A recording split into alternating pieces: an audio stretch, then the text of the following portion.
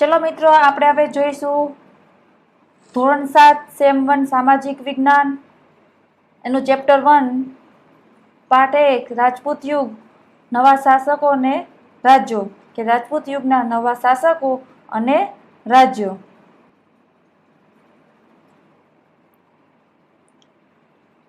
રાજપૂત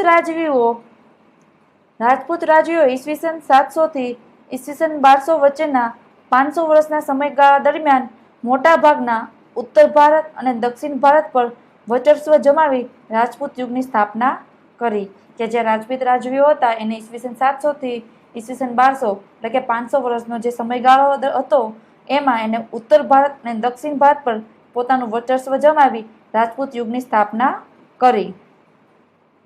તેમણે ભારતીય હિન્દુ સંસ્કૃતિને પ્રજ્વલિત રાખી। આ જે રાજપૂત યુગ હતો એને ભારતીય હિન્દુ સંસ્કૃતિ હતી એને પ્રજ્વલિત રાખી હતી એટલે કે જીવતી રાખી હતી। આ તમામ નાના મોટા છતાં નોંધપાત્ર એવા રાજપૂત રાજ્યો કયા અને કેવા હતા તે વિસ્તારથી આપણે જોઈશું કે આ રાજ્યોને કેવા હતા અને એ આપણે વિસ્તારથી જોઈશું। હર્ષ સમયગાળો 7મી સદીમાં હર્ષવર્ધનના અવસાન બાદ ઉત્તર ભારતમાં તેમના વિશાળ સામ્રાજ્યનું નાના નાના સ્વતંત્ર રાજ્યોમાં વિભાજન થયું। આ જો સમ્રાટ હર્ષવર્ધનનું ચિત્ર આપેલું છે મિત્રો। આ જે રાજા હતો એના અવસાન બાદ ઉત્તર ભારતમાં તેમનું જે વિશાળ સામ્રાજ્ય હતું એટલે કે મોટું જે સામ્રાજ્ય હતું એના નાના નાના સ્વતંત્ર રાજ્યોમાં વિભાજન થયું કે મોટું સામ્રાજ્ય હતું એના નાના નાના ભાગમાં એનું વિભાજન થયું એટલે કે ટુકડા થયા। એ જ રીતે પુલકેશી બીજાના અવસાન પછી દક્ષિણ ભારતમાં પણ સ્વતંત્ર રાજ્યો બન્યા। આ ઉત્તર ભારતમાં બન્યું હતું એવી જ રીતને જે પુલકેશી બીજો હતો રાજા એનું અવસાન થયું એટલે દક્ષિણ ભારતમાં પણ આ રીતના સ્વતંત્ર રાજ્યો બન્યા। મધ્યયુગના આ સમયકાળને ભારતીય ઇતિહાસમાં રાજપૂત યુગ કહેવામાં આવે છે। આ જે મધ્યયુગના જે સમયગાળો હતો એને ભારતીય ઇતિહાસમાં રાજપૂત યુગ કહેવામાં આવે છે કે જ્યાં ઇતિહાસ હતો ભારતીય ઇતિહાસ આ સમયગાળાને રાજપૂત યુગ કહેવામાં આવે છે। રાજપૂતો બહાદુર હતા એટલા જ ટેકીલા પણ હતા કે રાજપૂતો હતા અત્યારે પણ આપણે રાજપૂતોને બહાદુર જ માનીએ છીએ ત્યારે પણ રાજપૂતો બહાદુર જ હતા અને અત્યારે પણ રાજપૂતો બહાદુરમાં જ ગણવામાં આવે તે રાજપૂતો બહાદુર હતા અને ટેકીલા પણ હતા એટલે કે ગમે એ વચન આપે તો પ્રાણ પણ જાય તો પણ એ વચનને પાળતા હતા। એવા હતા કે વચન ગમે એ આપે પણ પ્રાણ વયા જાય તો પણ એ વચનને પાળતા હતા। દુશ્મનને પીઠ બતાવવા કરતા તેઓ મૃત્યુ વિશેષ પસંદ કરતા હતા કે દુશ્મનને પીઠ બતાવીને ભાગવા કરતા તે મૃત્યુ પહેલા પસંદ કરતા હતા। તેઓ ગ્રહ બ્રાહ્મણ પ્રતિપાલક હતા। ગ્રહ બ્રાહ્મણ એટલે કે ગ્રહ બ્રાહ્મણના પ્રતિપાલક હતા। શરણે આવેલા તેઓ કોઈ પણ ભોગે રક્ષણ કરતા કે જે શરણે આવે એનું ગમે એ થઈ જાય પછી ભલે દુશ્મન હોય તો પણ એનું રક્ષણ કરતા હતા। લડાઈમાં પણ અધર્મ આચરતા નહીં કે જ્યારે તે યુદ્ધ કરવા જતા હતા તો પણ તેઓ અધર્મ કરતા નહીં, હંમેશા તેઓ ધર્મના માર્ગે જ ચાલતા હતા। ભારતની રાજપૂતાણીઓ વીરતત્વ માટે વિખ્યાત હતી કે ભારતની જે રાજપૂત રાજા હતી એની જે પત્ની હોય ને રાજપૂતાણી કહેવાય એ વીરતત્વ માટે વિખ્યાત હતી એટલે કે પ્રખ્યાત હતી। પુત્રને પતિના હસ્તામુખે યુદ્ધમાં વિદાય આપતી કે જે પુત્ર કે પતિ જ્યારે યુદ્ધમાં જતો હોય તેને હસ્તામુખે યુદ્ધમાં વિદાય આપતી હતી ને સતીતત્વ અને નિડરતા અને સત્ય માટે તે પ્રાણની પણ પરવા કરતી નહીં। એને સતીત્વ માટે અને નિડરતા માટે અને સત્ય માટે તે પ્રાણની એટલે કે એને પોતાના જીવની પણ પરવા કરતી નહીં। જરૂર પડે તો હાથમાં તલવાર લઈને રણ મેદાન નીકળી પડતી। આ જે રાજપૂતાણી હતી એ જ્યારે જરૂર પડે તો પોતાના હાથમાં તલવાર લઈને રણ મેદાનમાં નીકળી પડતી હતી એટલે યુદ્ધ કરવા પણ ચડી જતી। આવી વીરાંગનાઓના અનેક ઉદાહરણો જોવા મળે છે કે આવી જે વીરાંગનાઓ રાજપૂતાણી છે એના અનેક ઉદાહરણો આપણને જોવા મળે છે। ભારતના મધ્યયુગીન ઇતિહાસમાં રણધીરા રાજપૂત શાસકોની વીરતા, સાહસ અને શૌર્યના પ્રસંગો નોંધાયેલા છે કે ઇતિહાસમાં આવા જે રાજપૂત રાજા હતા એની વીરતા, એના સાહસ અને શૌર્યના પ્રસંગો ઘણા નોંધાયેલા છે। આજે 500 વર્ષ સુધી રાજપૂતોએ ભારતમાં વિદેશી આક્રમણોથી બચાવ્યો હતો કે 500 વર્ષ સુધી રાજપૂતોએ ભારતને વિદેશી આક્રમણોથી બચાવ્યો હતો। આવા રાજપૂત રાજ્યો વંશો વિશે આપણે જાણીએ. 7મી સદીના અંતમાં સામંતશાહી શક્તિઓનો ઉદય થતા ભારત અનેક નાના મોટા ટુકડાઓમાં વહેંચાયો હતો. કે સામંતશાહી શક્તિનો ઉદય જેવો થયો તેવો ભારત અનેક નાના મોટા ટુકડામાં વહેંચાયો હતો. દેશમાં અનેક રાજપૂત રાજ્યવંશોનો ઉદય થયો. કે દેશમાં અનેક રાજપૂત રાજ્યવંશોનો ઉદય થયો. આ સમયને મધ્યયુગ પણ કહેવામાં આવે છે. આપણે તે સમયના ઉત્તર અને દક્ષિણ ભારતના રાજ્યોનો અભ્યાસ કરીશું.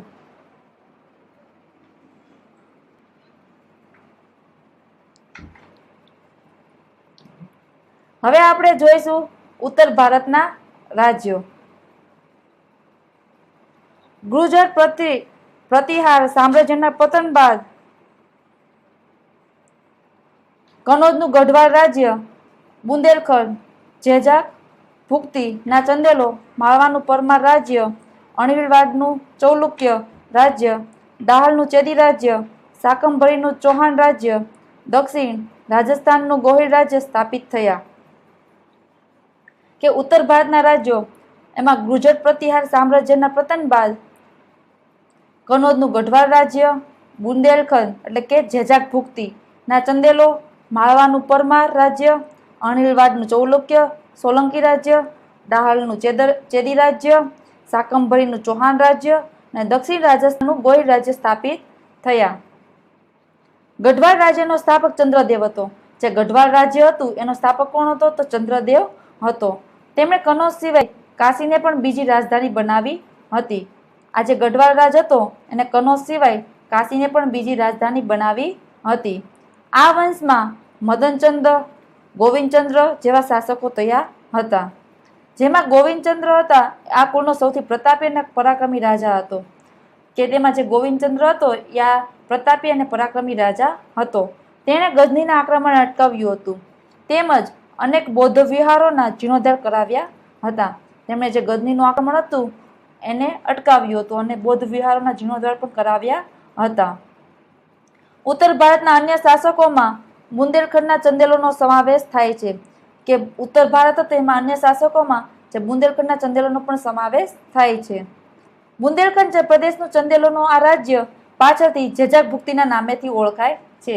જે બુંદેલખંડ હતું એ પ્રદેશનું ચંદેલોનું જે રાજ્ય હતું પાછળથી કયા નામથી ઓળખાય છે? તો જેજાક ભુક્તિ. યાદ રાખજો, પાછળથી કયા નામથી ઓળખાય છે? તો જેજાક ભુક્તિ. આ રાજ્યમાં યશોવર્મા, કીર્તિવર્મા, પરમહીરદેવ એટલે કે પરમાર જેવા મહાન શાસકો થઈ ગયા હતા. કયા કયા રાજા થઈ ગયા? તો યશોવર્મા, કીર્તિવર્મા અને પરમહીરદેવ જેવા મહાન શાસકો થઈ ગયા. ભારતના ઇતિહાસમાં ચંદેલ વંશનું ઘણું મહત્વ છે.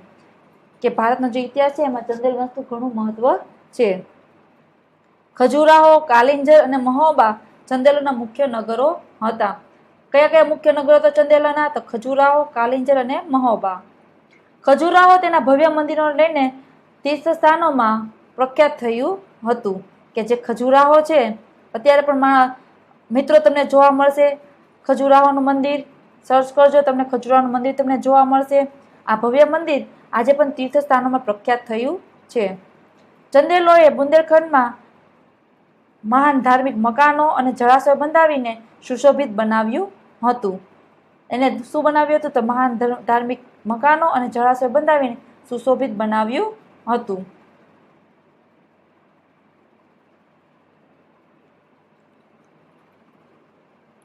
માળવાનો પ્રદેશ પ્રાચીન કાળથી અવંતી અથવા ઉજ્જૈનોના રાજ્ય તરીકે જાણીતો છે. કે માળવાનો જે પ્રદેશ હતો એ પ્રાચીન કાળથી, પ્રાચીન એટલે જૂના સમયથી, અર્વાચીન એટલે નવું. યાદ રાખજો મિત્રો, પ્રાચીન એટલે જૂનું, અર્વાચીન એટલે નવું. જૂના સમયથી અવંતી અથવા એને ઉજ્જૈનના નામથી ઓળખાતો હતો. ઈસવીસન 820માં કૃષ્ણરાજે પરમાર વંશની સ્થાપના કરી. ઈસવીસન 820માં કૃષ્ણરાજે પરમાર વંશની સ્થાપના કરી હતી. પરમાર વંશમાં સિયક, મુંજ, ભોજ જેવા મહાન શાસકો થઈ ગયા. પરમાર વંશમાં કયા રાજા થઈ ગયા શાસકો? તો સિયક, મુંજ અને ભોજ જેવા મહાન શાસકો થઈ ગયા હતા. ભોજ હતો, રાજા ભોજ એ પરમાર વંશનો સૌથી શ્રેષ્ઠ રાજા હતો. રાજા ભોજ હતો એ પરમાર વંશનો સૌથી શ્રેષ્ઠ મહાન રાજા હતો. એની ખ્યાતિ ભારતના આદર્શ લોકપ્રિય રાજા તરીકેની હતી. એની ખ્યાતિ આખા ભારતમાં આદર્શ લોકપ્રિય રાજા તરીકેની હતી। જો બાજુમાં જે ચિત્ર આપ્યું છે એ રાજા ભોજનું છે, જો મિત્રો તમે ધ્યાનથી। રાજા ભોજે ધારાનગરીમાં એક મહાન શાળાની સ્થાપના કરી હતી। ધારાનગરીમાં મહાન શાળાની સ્થાપના કરી હતી। ફરતી ટેકરીઓની વચમાં સુંદર નગર ભોજપુર, અત્યારે એને શું કહ્યું છે, વર્તમાનમાં ભોપાલ નામનું નગર વસાવ્યું હતું। અને ટેકરી હતી, ફરતી ટેકરી, અને વચમાં એને પોતાનું સુંદર નગર, એને ત્યારે એને કયું નામ આપ્યું હતું? ભોજપુર, અત્યારે આપણે કયું કહેવાય છે તો ભોપાલ, એ નામનું નગર વસાવ્યું હતું। ચૌહાણ કે ચાહમાન વંશના અનેક રાજપૂત સરદારો ગુજરાત અને રાજસ્થાનના વિવિધ ભાગોમાં રાજ્ય કરતા હતા। એમાંથી એક 8મી સદીમાં સાંભર સરોવર નજીક શાકંભરી, અજમેરની ઉત્તરે આવેલ સાંભર નામના સ્થળે રાજ્ય કરતી હતી। 8મી સદીમાં સાંભર સરોવર નજીક એટલે કે શાકંભરી, અજમેરની ઉત્તરે આવેલું સાંભર, અત્યારે એ નામના સ્થળે રાજ્ય કરતી હતી। શાકંભરીના ચાહમાન એટલે કે ચૌહાણ વંશનો સ્થાપક વાસુદેવ હતો। કે શાકંભરીના ચાહમાન ચૌહાણ વંશનો સ્થાપક વાસુદેવ હતો। ચૌહાણ વંશનો સ્થાપક કોણ હતું? તો વાસુદેવ હતો। 12મી સદીના આરંભમાં અજયરાજ શાકંભરીની ગાદી ઉપર બેઠો હતો। તેણે અજયમેરુ નામના નગરની સ્થાપના કરી, જે પાછળથી અજમેર નામે ઓળખાયું હતું। કે અજયરાજ શાકંભરી એક ગાદી ઉપર બેઠો અને એને કયું નામ આપ્યું એ નગરને? તો અજયમેરુ નામના નગરની એને સ્થાપના કરી, અને પાછળથી અજયમેરુ હતું નગર, એ કયા નામથી ઓળખાયું? તો અજમેર નામથી ઓળખાયું। યાદ રાખજો મિત્રો, અજયરાજ શાકંભરીએ અજયમેરુ નામના નગરની સ્થાપના કરી અને પાછળથી તે અજમેરના નામે ઓળખાયું હતું। અત્યારે પણ અજમેર આપણે, તમે જોજો મિત્રો, સર્ચ કરજો, અજમેર તમને જોવા મળશે।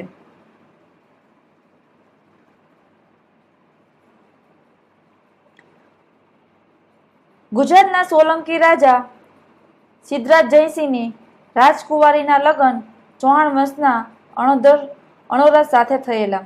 કે ગુજરાતના જે સોલંકી રાજા સિદ્ધરાજ જયસિંહ હતા, એની જે રાજકુંવરી હતી એના લગ્ન ચૌહાણ વંશના અણોરાજ સાથે થયેલા હતા। તેનો પુત્ર સોમેશ્વર ચૌહાણ ગાદી આવ્યો। એનો જે પુત્ર હતો સોમેશ્વર ચૌહાણ, એ ત્યારે પછી ગાદીએ આવ્યો। તેના પછી તેનો પુત્ર પૃથ્વીરાજ ત્રીજાએ ગાદીએ આવ્યો હતો। સોમેશ્વર ચૌહાણ ગાદી આવ્યો, પછી એનો પુત્ર પૃથ્વીરાજ ત્રીજો એ ગાદીએ આવ્યો હતો। આ પૃથ્વીરાજ ત્રીજો ભારતના ઇતિહાસમાં અદ્વિતીય સ્થાન ધરાવે છે। ઈસવીસન 1191માં થાનેશ્વર અને કરનાલ વચ્ચે આવેલા તરાઈના મેદાનમાં શિહાબુદ્દીન ઘોરીને પૃથ્વીરાજ ચૌહાણે સજ્જડ હાર આપી હતી। કે જ્યાં પૃથ્વીરાજ ચૌહાણ, તમે મિત્રો એનું નામ તમે સાંભળ્યું જશે, પૃથ્વીરાજ ચૌહાણનું। ઈસવીસન 1191માં થાનેશ્વર અને કરનાલ વચ્ચે જે તરાઈનું મેદાન આવેલું હતું, એમાં જે શિહાબુદ્દીન ઘોરી હતો એને પૃથ્વીરાજ ચૌહાણે હાર આપી હતી। તે પછી ઈસવીસન 1192માં પૃથ્વીરાજ ચૌહાણની હાર થઈ હતી અને દિલ્હીની તખ્તા પર મુસ્લિમ સત્તાનો ઉદય થયો હતો। પછી 1192માં પૃથ્વીરાજ ચૌહાણની હાર થઈ અને દિલ્હી પર મુસ્લિમ સત્તાનો ઉદય થયો, એટલે મુસ્લિમ સત્તા આવી ગઈ। આથી તરાઈની લડાઈ ભારતીય ઇતિહાસમાં સીમાચિહ્ન રૂપે ગણાય છે। એટલે કે એના પછી મુસ્લિમો ભારતમાં આવી ગયા, એટલે આ લડાઈને સીમાચિહ્ન રૂપે ગણાય છે। રાજપૂત યુગમાં ગુજરાતમાં શાસકોનું વિશેષ સ્થાન છે। રાજપૂત યુગનું ગુજરાતના શાસકોનું વિશેષ સ્થાન છે। 8મી સદીમાં ગુજરાત પ્રતિહારનું રાજ્ય હતું। 8મી સદીના મધ્યમાં આશરે ઈસવીસન 756માં સરસ્વતી નદીના કિનારે વનરાજ ચાવડાએ અણહિલવાડ પાટણની સ્થાપના કરી હતી। ઈસવીસન 756માં સરસ્વતી નદીના કિનારે વનરાજ ચાવડા, કોણ હતું? વનરાજ ચાવડાએ અણહિલવાડ પાટણની સ્થાપના કરી હતી। કોણે સ્થાપના કરી અણહિલવાડ પાટણની? મિત્રો યાદ રાખજો, વનરાજ ચાવડાએ સરસ્વતી નદીના કિનારે ઈસવીસન 756માં કરી હતી।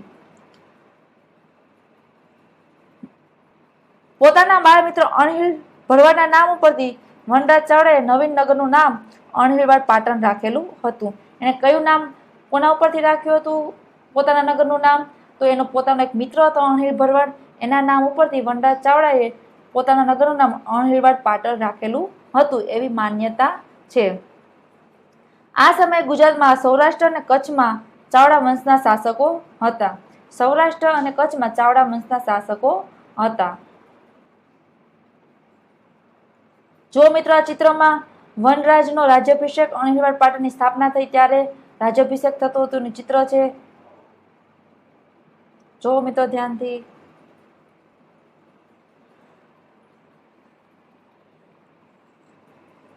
જેમાં વઢવાણ, દીવ, ઓખામંડળ, પાટગઢ, લખપત, ભદ્રાવતી, કચ્છ વગેરેનો સમાવેશ થાય છે. આ બધા શાસકોમાં સોલંકીઓના શાસનકાળને ગુજરાતમાં રાજપૂત શાસનનો સુવર્ણયુગ કહેવામાં આવે છે.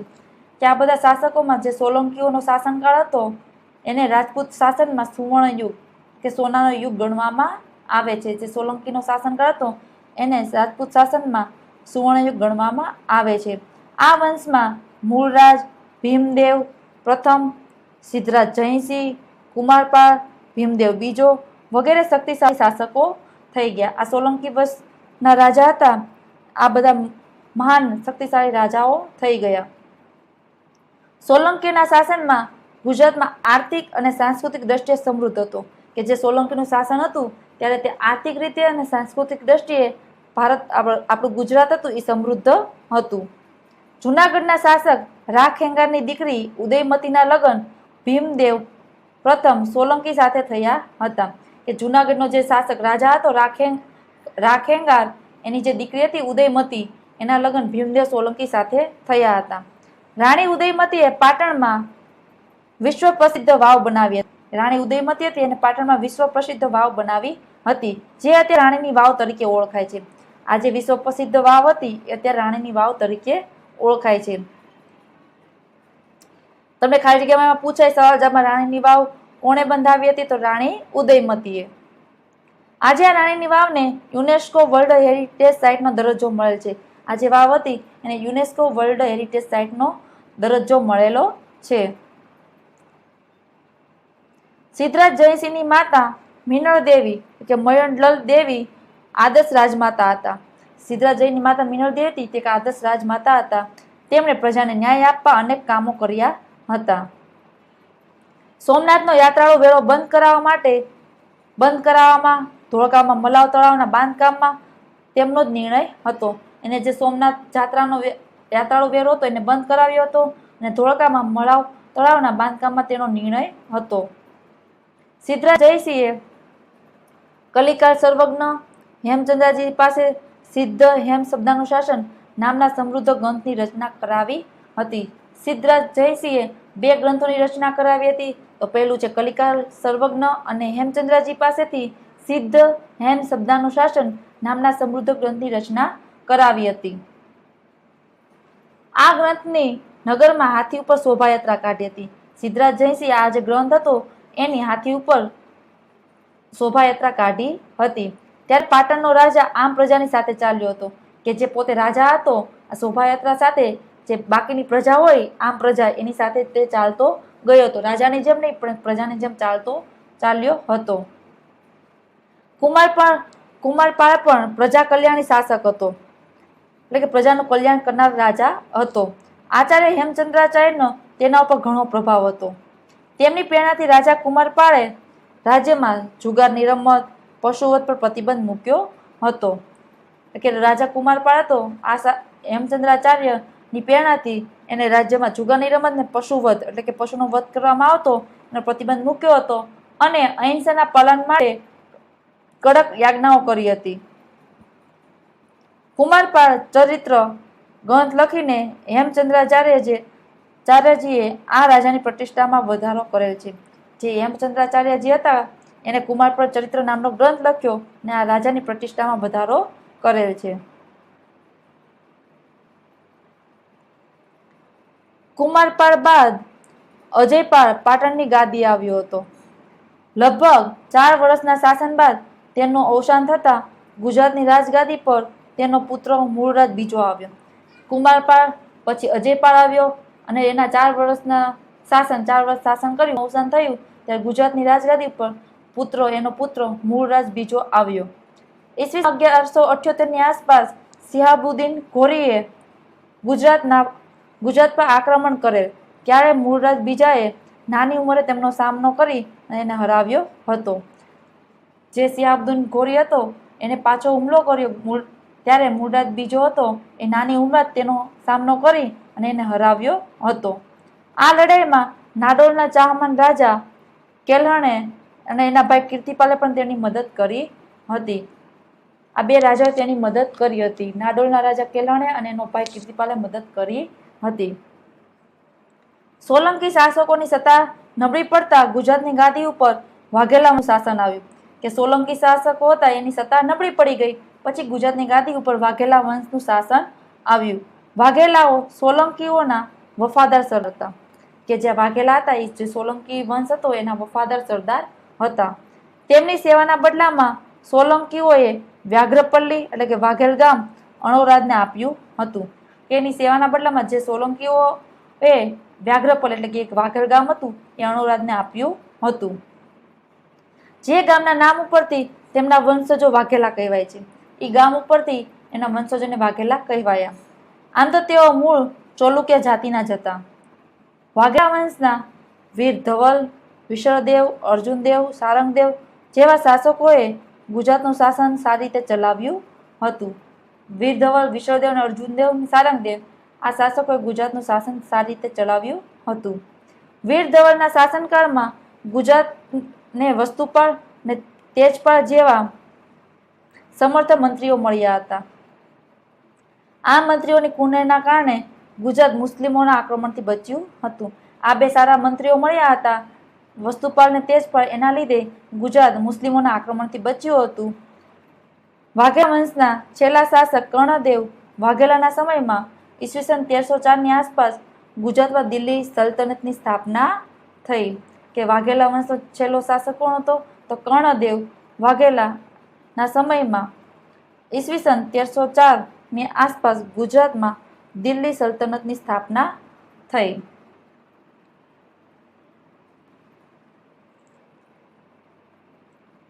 8મી સદીના મધ્ય ભાગમાં બંગાળમાં પાલ વંશનું શાસન હતું.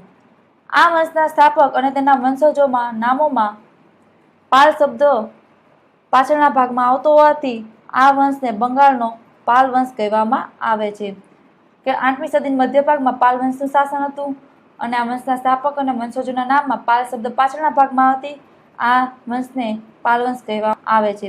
આ વંશનો સ્થાપક ગોપાલ ઈસવીસન 750 થી 770 માં 750 થી 770 માં તે રાજ કર્યું હતું અને ત્યારનો રાજવી હતો. પાલ વંશના પતન બાદ ઈસવીસન 1095 માં સેન વંશની સ્થાપના થઈ હતી. પાલ વંશનું જ્યારે પતન થઈ ગયું પછી 1095 માં સેન વંશની સ્થાપના થઈ હતી. આ વંશમાં વિજયસેન પ્રથમ નોંધપાત્ર રાજા હતો. તેના પુત્ર બલ્લાલ સેને દાનસાગર અને અદ્ભુત સાગર નામના ગ્રંથો રચ્યા હતા. એના પુત્ર જે વિજયસેનનો પુત્ર હતો બલ્લાલ, એને દાનસાગર અને અદ્ભુત સાગર નામના બે ગ્રંથો રચ્યા હતા. કર્ણદેવ વાઘેલા પાસેથી ગુજરાત જીતી લીધા પછી દિલ્હીના સુલતાન નાઝીમો સુબાની નિમણૂક કરતા. કે કર્ણદેવ વાઘેલા હતો, વાઘેલા વંશનો છેલ્લો શાસક, એની પાસે તેને ગુજરાત જીતી લીધું પછી દિલ્હીના સુલતાન નાઝીમોની નિમણૂક કરતા. તે દ્વારા રાજ્યનો વહીવટ થતો. એ કે સુબાની નિમણૂક કરતા હતા અને તે પછી તે રાજ્યનો વહીવટ થતો હતો. ઈસવીસન 1407માં જફર ખાન મુઝફ્ફર શાહ નામ ધારણ કરીને સુલતાન બન્યો. કે ઈસવીસન 1407માં જફર ખાન મુઝફ્ફર શાહ નામનો એક સુલતાન બન્યો. આ વંશમાં 14 સુલતાનો થઈ ગયા. કે આ વંશમાં કેટલા સુલતાનો થઈ ગયા? તો 14 સુલતાનો થઈ ગયા, જેમાં અહમદ શાહ, મહેમૂદ બેગડો, બહાદુર શાહ જેવા સુલતાનોનો સમાવેશ થાય છે. 17મી સદીમાં ગુજરાતમાં મુઘલ શાસનની શરૂઆત થતાં સલ્તનતકાળ પૂરો થયો હતો. એટલે કે 17મી સદીમાં ગુજરાતમાં મુઘલ શાસનની શરૂઆત થઈ પછી આજે દિલ્હીનો સલ્તનત કાળ હતો એ પૂરો થઈ ગયો.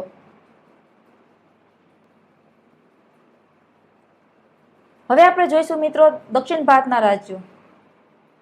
નર્મદા નદીના દક્ષિણમાં આવેલા રાજ્યોને દક્ષિણના રાજ્યો કહેવામાં આવે છે. કે નર્મદા નદીની દક્ષિણમાં આવેલા જે રાજ્યો છે એને દક્ષિણના રાજ્યો કહેવામાં આવે છે. 8મી સદીમાં ઉત્તર ભારતની જેમ દક્ષિણ ભારતમાં પણ અનેક નાના મોટા રાજવંશો સ્વતંત્ર થયા. કે જેમ ઉત્તર ભારતમાં અનેક પહેલા આપણે જોયું આગળ એવી ઉત્તર ભારતમાં જેમ થયા એવી રીતના દક્ષિણ ભારતમાં પણ અનેક નાના મોટા રાજવંશો સ્વતંત્ર થયા. તેમાંથી ચાલુક્ય, રાષ્ટ્રકૂતો, પલ્લવ, ચોલ, પાંડ્ય, ચેર જેવા રાજ્યવંશો વિશે આપણે ટૂંકમાં જાણકારી મેળવીએ. તો પહેલા આપણે જોઈએ ચાલુક્ય વંશનો પ્રથમ રાજા જયસિંહ હતો. કે જે ચાલુક્ય વંશ હતો એનો પ્રથમ રાજા કોણ હતો? તો જયસિંહ હતો. પુલકેશી પ્રથમે ઈસવીસન 540માં વાતાપીને રાજધાની બનાવી અલગ સ્વતંત્ર રાજ્ય સ્થાપ્યું હતું. આ પુલકેશી પહેલો હતો એને ઈસવીસન 540 વાતાપીને રાજધાની બનાવી પોતાનું અલગ સ્વતંત્ર રાજ્ય સ્થાપ્યું હતું. આ વંશ વાતાપી એટલે કે વર્તમાન સમયમાં બાદામી ના ચાલુક્ય વંશ તરીકે ઓળખાયો. આ વંશમાં કીર્તિવર્મા, પુલકેશી પ્રથમ, પુલકેશી બીજો જેવા મહત્વના શાસકો થઈ ગયા. કયા કયા થઈ ગયા શાસકો? તો કીર્તિવર્મા, પુલકેશી પ્રથમ ને પુલકેશી બીજો એવા મહાન શાસકો થઈ ગયા. અહીંયા તમને ચિત્ર આપેલું છે પુલકેશી બીજાનું. વાતાપીના ચાલુક્યોની સત્તા નબળી પડી ત્યારે તેમની એક શાખા કૃષ્ણ અને ગોદાવરી નદીની વચ્ચેના પ્રદેશમાં સ્થાપિત થઈ. તેનો સ્થાપક વિષ્ણુવર્ધન હતો. આ પૂર્વીય ચાલુક્ય શાસકોએ પોતાની રાજધાની વેંગીમાં રાખી હોવાથી તેઓ વેંગીના ચાલુક્ય તરીકે ઓળખાયા. કે આ પૂર્વીય ચાલુક્ય શાસકો હતા પોતાની રાજધાની વેંગીમાં રાખી હોવાથી એને વેંગીના ચાલુક્ય તરીકે ઓળખાયા. વાતાપી અને વેંગીની જેમ કલ્યાણીમાં પણ ચાલુક્ય વંશની એક શાખા હતી. કે વાતાપી અને વેંગી એ રીતના કલ્યાણીમાં પણ ચાલુક્ય વંશની એક શાખા હતી. આ ચાલુક્યોને કલ્યાણીના ચાલુકો તરીકે ઓળખાયા. દક્ષિણમાં ચાલુક્ય વંશની પડતી થઈ ત્યારે રાષ્ટ્રકૂટ વંશની સત્તાનો ઉદય થયો. ચાલુક્ય વંશની પડતી થઈ, સત્તા નબળી પડી, પછી રાષ્ટ્રકૂટ વંશની સત્તાનો ઉદય થયો. આ વંશનો પ્રથમ રાજા ઇન્દ્ર પ્રથમને માનવામાં આવે છે. કે ત્યારે રાજા ઇન્દ્ર એને પ્રથમ રાજા માનવામાં આવે છે. ગોવિંદને ત્રીજો રાષ્ટ્રકૂટ વંશના શાસકોમાં સૌથી વધુ શક્તિશાળી શાસક હતો. જે ગોવિંદ હતો એ ત્રીજો રાષ્ટ્રકૂટ વંશનો સૌથી શક્તિશાળી શાસક હતો. આ સમયમાં યાદવ વંશના બે રાજ્યો અસ્તિત્વમાં હતા. કે ત્યારે એ સમયમાં યાદવ વંશના બે રાજ્યો અસ્તિત્વમાં હતા. પેલું દેવગીરી અને બીજું દ્વાર સમુદ્ર. દ્વાર સમુદ્રમાં હોયસલ વંશનું શાસન હતું. દ્વાર સમુદ્રમાં હોયસલ વંશનું સ્થાપન હતું અને દેવગીરીમાં યાદવનું શાસન હતું. દેવગીરીમાં યાદવનું શાસન હતું અને દ્વાર સમુદ્રમાં હોયસલ વંશનું શાસન હતું. દ્વાર સમુદ્ર હોયસલોની રાજધાની હતી અને દેવગીરી વર્તમાનમાં દૌલતાબાદ યાદવની રાજધાની હતી. દ્વાર સમુદ્ર હોયસલોની રાજધાની અને દેવગીરી યાદવની રાજધાની હતી. દક્ષિણમાં કલ્યાણી ચાલુક્ય સામ્રાજ્યના પતન બાદ ત્યાં નવા રાજ્યનો ઉદય થયો. કે જે કલ્યાણી ચાલુક્ય સામ્રાજ્ય હતું એનું પતન થઈ ગયું, પછી નવા રાજ્યનો ઉદય થયો. તેમાં વરંગલના કાકતીય પણ હતા. કૃષ્ણ અને કાવેરી નદીઓ વચ્ચેના ભૂમિ પ્રદેશ પર તેમનું રાજ્ય હતું. વરંગલ તેમની રાજધાની હતી. વરંગલ હતી તેમની રાજધાની હતી. આવો જ એક મહત્વનો વંશ પલ્લવ વંશ પણ હતો. આ વંશની સ્થાપના બપ્પદેવે કરી હતી. કે વંશ તેની સ્થાપના કોણે કરી હતી? તો બપ્પદેવે કરી હતી. તેમની રાજધાની કાંચીપુરમમાં હતી. તેમની રાજધાની કાંચીપુરમમાં હતી. મહેન્દ્રવર્મા પ્રથમ, નરસિંહવર્મા પ્રથમ અને નરસિંહવર્મા બીજો આ વંશના મહત્વના શાસકો હતા. કે પલ્લવ વંશના શાસકો કયા હતા? તો મહેન્દ્રવર્મા, નરસિંહવર્મા પ્રથમ, નરસિંહવર્મા બીજો આ વંશના મહત્વના શાસકો હતા. તાંજોર, ત્રિચિનાપલ્લી અને પુદુકોટી જ્યાં આવેલા છે ત્યાં મધ્યકાળમાં ચોલ મંડળનું રાજ્ય હતું. તાંજોર તેમની રાજધાની હતી. રાજરાજ પ્રથમ, રાજાધિરાજ પ્રથમ, રાજેન્દ્ર પ્રથમ ચોલ વંશના મહત્વના શાસકો હતા. દક્ષિણનું આવું એક પ્રાચીન રાજ્ય પાંડ્ય પણ હતું. પાંડ્યનું રાજ્ય નાનું હતું પણ વેપારનું મોટું મથક હતું. આ સમયે તમિલથી અલગ થયેલા એક ભાગ પર ચેર વંશનું શાસન હતું અને ચેરનું બીજું નામ કેરળ અથવા મલયામ છે. કે તમિલથી અલગ થયેલા એક ભાગમાં ચેર વંશનું શાસન હતું. કે ચેરનું બીજું નામ શું થાય? તો કેરળ અને અથવા તો મલયામ. અયન ચેર વંશનો પ્રથમ શાસક હતો અને સેતુગમન ચેર શાસકોમાં સર્વશ્રેષ્ઠ શાસક હતો. એ ચેર વંશ હતો એમાં પ્રથમ શાસક અયન હતો અને સર્વશ્રેષ્ઠ શાસક કોણ હતો? તો સેતુગમન એનો સર્વશ્રેષ્ઠ શાસક હતો.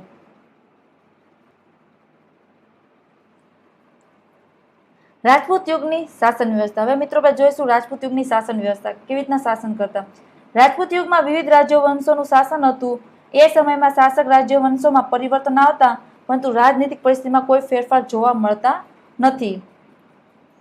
કે અલગ અલગ રાજ્યો શાસકો આવતા, પરંતુ રાજનીતિક જે પરિસ્થિતિ હતી એમાં કોઈ ફેરફાર જોવા મળતા નહોતા. રાજપૂત યુગમાં રાજાનું પદ વંશ પરંપરાગત હતું. કે રાજાનું પદ વંશ પરંપરાગત હતું. એ આવે પછી એ મરી જાય, તેનો છોકરો આવે, એનો ભાઈ આવે, એ રીતના વંશ પરંપરાગત હતું. રાજાનો જ્યેષ્ઠ પુત્ર રાજ્યાધિકારી બને તેવું ન હતું. રાજા પોતાના પુત્રોમાંથી ઉત્તરાધિકારી તરીકે કોઈ પુત્રને જ યુવરાજ બનાવતા હતા. કે રાજા પછી એનો જે પુત્રો ગાદી આવે એનાથી 3 પુત્રોમાંથી હોય કે 2 પુત્રો કે એવો મોટો પુત્ર જ બને રાજ્યાધિકારી, એવું ન હતું, પરંતુ ગમે એક પુત્રને જ યુવરાજ બનાવતા હતા. આ યુવરાજ પાછળથી રાજા બનતો.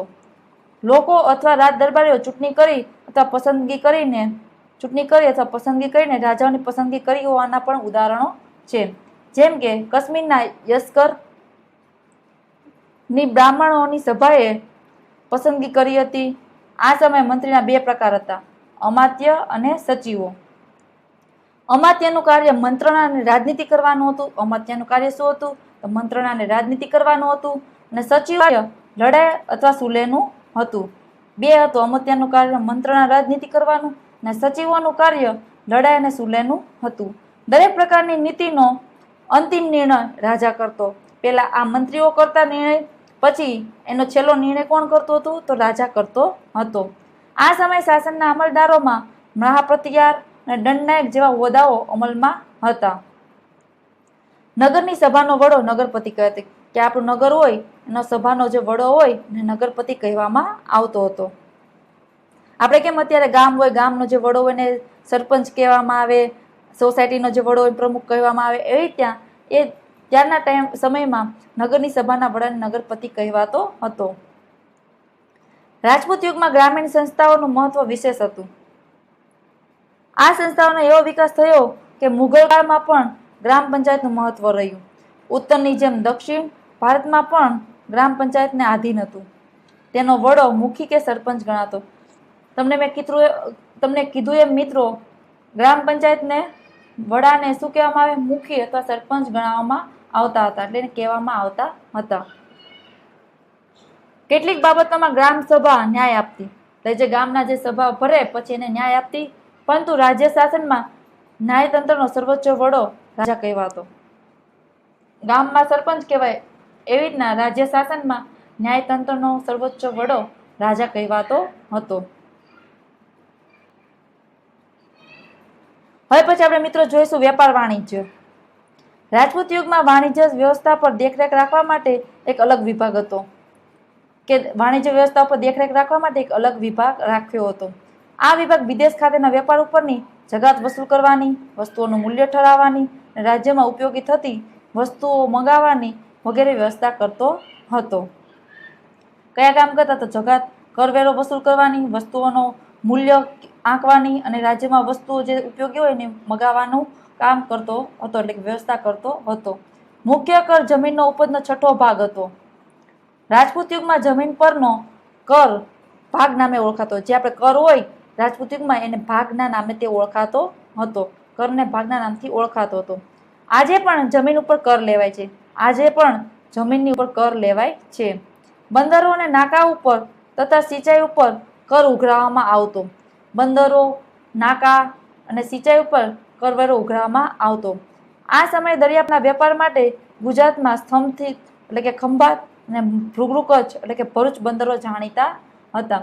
કે દરિયાઈ વેપાર માટે કયા જાણીતા હતા? તો ગુજરાતમાં સ્તંભથી એટલે કે ખંભાતનું બંદર અને ભૃગુ કચ્છ એટલે કે ભરૂચનું બંદર જાણીતું હતું. સ્તંભને અત્યારે ખંભાત કહેવામાં આવે છે અને ભૃગુ કચ્છને કહેવામાં આવે છે. એ બંદરો જાણીતા હતા. ભારત પર વિદેશી આક્રમણો. કે ભારતમાં વિદેશી આક્રમણો થયા એ બાબતે આપણે જોઈશું. 8મી થી 12મી સદી દરમિયાન ભારતમાં મુસ્લિમો આક્રમણો થયા હતા.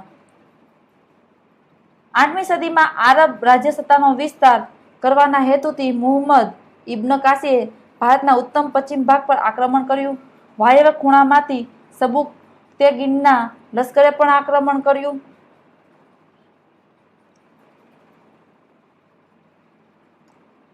પણ આ આક્રમણો તે સમયે ભારતમાં રાજ્ય સત્તા સ્થાપી શક્યા નહીં. આજે મુસ્લિમો હતા. મુહમ્મદ ઇબ્ન કાસીમ અને સબુકતગીનના લશ્કરો આક્રમણ કર્યા, પરંતુ તે ભારતમાં રાજ્ય સત્તા સ્થાપી શક્યું નહીં. એ પછી ગઝનીના સુલતાન મોહમ્મદ ગઝનીએ ઈસવીસન 1000 થી ઈસવીસન 1026ના સમયગાળામાં ભારતની અઢળક ધન સંપત્તિ જોઈને કેટલીક ચડાઈઓ કરી હતી. જે ભારતમાં જે ધન સંપત્તિ જોઈ અને ગઝનીએ ચડાઈ કરી હતી.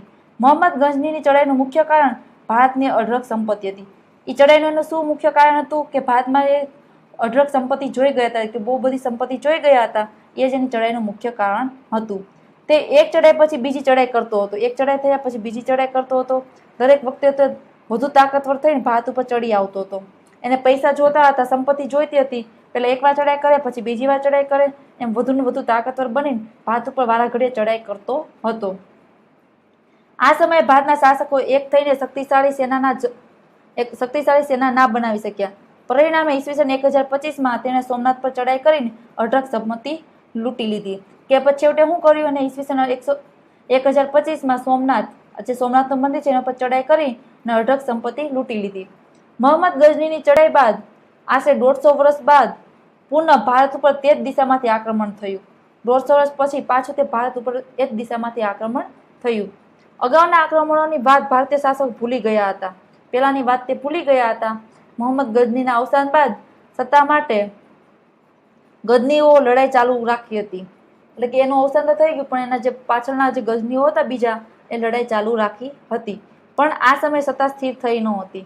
ત્યારે આપણા શાસકો આ નબળાઈનો લાભ લઈ શક્યા નહીં.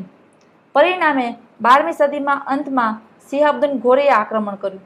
શિહાબુદ્દીન ઘોરી છે પહેલા પણ આવી ગયું, એણે છેલ્લે પાછું પણ તેને ત્યાં શિહાબુદ્દીન ઘોરીએ આક્રમણ કર્યું. શરૂઆતમાં તેને કેટલીક હાર સહન કરવી પડી. છેવટે તરાઈના મેદાનમાં તેણે બીજી લડાઈમાં પૃથ્વીરાજ ચૌહાણને હાર આપી દિલ્હીમાં સત્તા સ્થાપી. અને કેટલીક વાર એને હાર સહન કરવી પડી. એટલે એને બીજી લડાઈમાં પૃથ્વીરાજ ચૌહાણને હાર આપી અને પોતે દિલ્હીમાં એની સત્તા સ્થાપી લીધી. મિત્રો, અહીંયા આપણો પાઠ પૂરો થાય છે. હવે આપણે એના પછી સ્વાધ્યાય જોઈશું. સ્વાધ્યાયના સવાલ જવાબ તમારે જાતે વિચારીને સોલ્વ કરવાના છે. તમને જો ખબર ન પડે તો કમેન્ટ બોક્સમાં તમે જરૂર કમેન્ટ કરજો. અને આ વિડીયો તમે ફરીથી એકવાર સાંભળી લેજો અને બધા વર્ડ યાદ રાખી લેજો. તમે સ્વાધ્યાય જાતે કરજો મિત્રો. Thank you.